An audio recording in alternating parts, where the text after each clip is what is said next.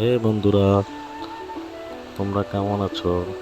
আজ তোমাদের জন্য একটি অসাধারণ পৃথিবীর ইতিহাসে মানব সভ্যতার অন্যতম গ্রেট অফ ওয়াল চায়না চীনের উত্তরে পাহাড়ি অঞ্চলে মরু আর বিস্তীর্ণ প্রান্ত জুড়ে এই বিশাল প্রাচীর শুধু একটি দেওয়াল নয়, এই একটি জাতির সংগ্রাম, প্রতিরক্ষা এবং ঐক্যের প্রতীক।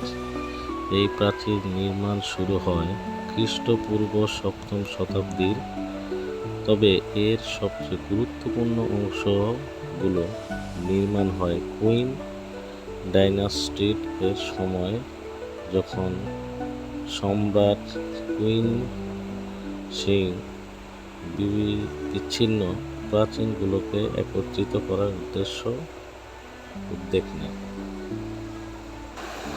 এরকম সুন্দর সুন্দর ভিডিও পেতে চ্যানেলটি লাইক সাবস্ক্রাইব করো।